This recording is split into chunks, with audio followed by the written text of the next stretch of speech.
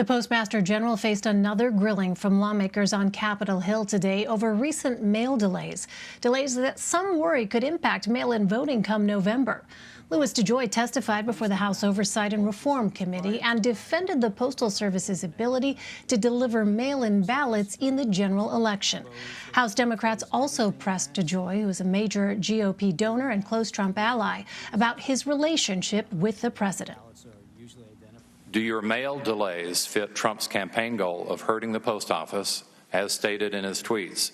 Are your mail delays implicit campaign contributions? These types of questions. I'm here to represent the Postal Service. It has nothing to do with, all my actions have to do with improvement into the Postal Service. Am I the only one in this room that understands that we have a $10 billion a year loss?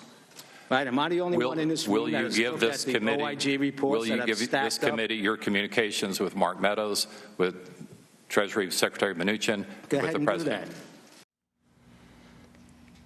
CBS News Chief Congressional Correspondent Nancy Cordes joins me now. Hi there, Nancy. Well, we just heard a very heated exchange between Representative Jim Cooper and Louis DeJoy, who faced a number of questions from Democrats about whether those changes were to benefit President Trump. How did DeJoy address those concerns?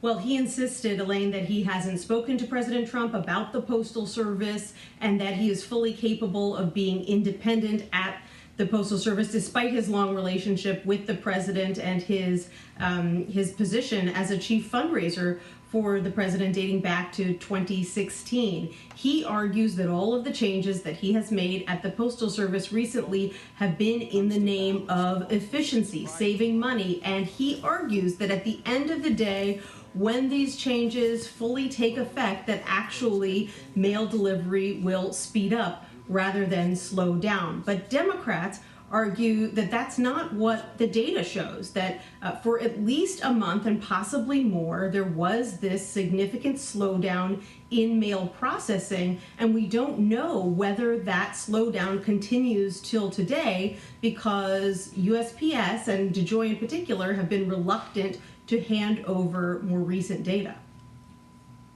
So another point of tension, as you know, Nancy, was about the Postal Service removing hundreds of high-speed mail sorting machines.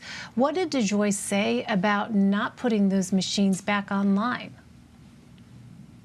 So this was very interesting. DeJoy insisted today, and also in a hearing that he appeared at in the Senate last week, that he had nothing to do with the decision to dismantle, remove hundreds of mail sorting machines around the country. And despite the firestorm that has been created in recent weeks over this, he also says he hasn't tried to find out who made the decision to remove all of those sorting machines.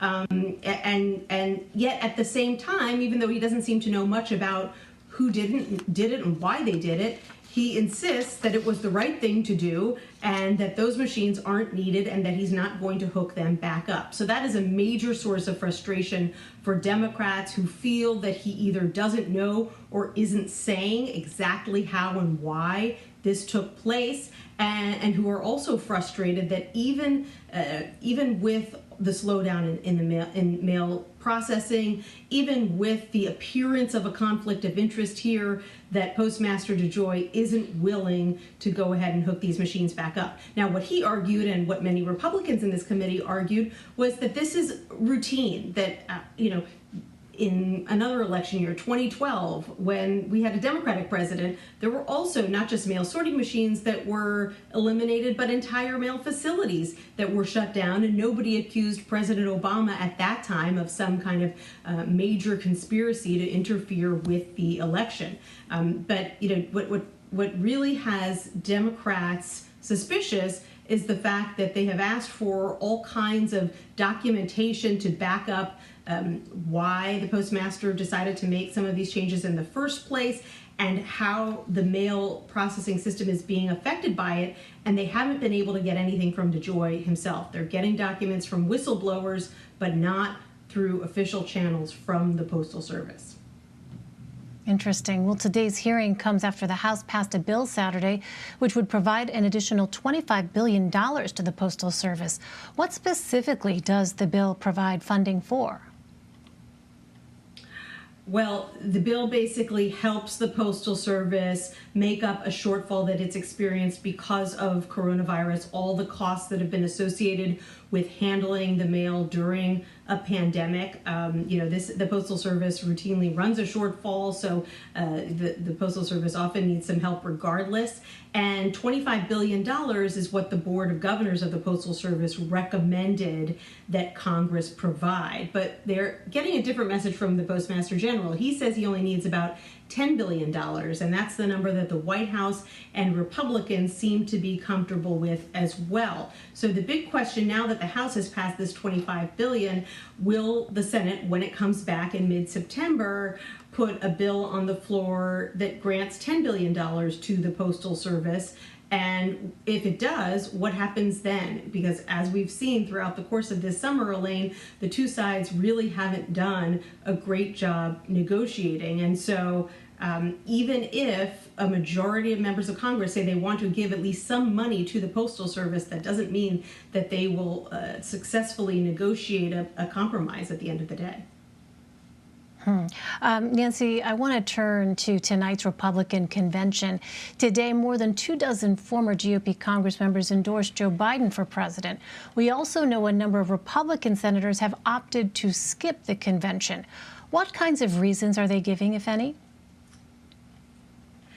Many of them haven't said why they are not attending or speaking at the convention. A couple of them have. Susan Collins, for example, who's locked in a tight race for re-election as a senator of the state of Maine. She said last month that she wasn't going to be speaking or attended. She just got it out of the way then, and she said she normally doesn't go to the convention when she's running for re-election. But we haven't heard from a number of the other senators who are also locked in tight races around the country, people like Cory Gardner of Colorado, Steve Daines of Montana, Tom Tillis of North Carolina. So it is interesting that so many of these senators in competitive races aren't being given or aren't requesting speaking roles. Typically, a convention is a great way for a candidate to get more publicity, get more attention, particularly in a year where they can't do the kind of traditional campaigning that they're used to. Think of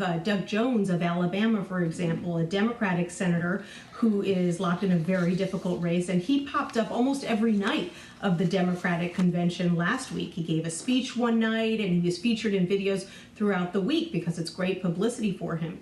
But in the Republican convention, the only Republican senator locked in a difficult race who's got a major speaking role is Joni Ernst of Iowa. And so clearly there are many Republicans who don't believe that appearing at this convention is helpful for their re-election prospects. But there's another issue at play here as well, which is that President Trump isn't happy with some of those Republicans because they really have been downplaying their relationships with him on the stump. He doesn't like that. He has always argued that that's a bad move for Republican candidates. He described some of them as trying to be cute by downplaying their relationships with him. And so it's possible that when this list was being drawn up, that the president himself or those in his inner circle didn't want some of these senators to speak at the convention. So I think it's a two-way street. All right, really complicated calculus for some of these Republicans, it sounds like. Nancy Cordes. Nancy, thank you very much. Always good to see you. You're welcome, Elaine.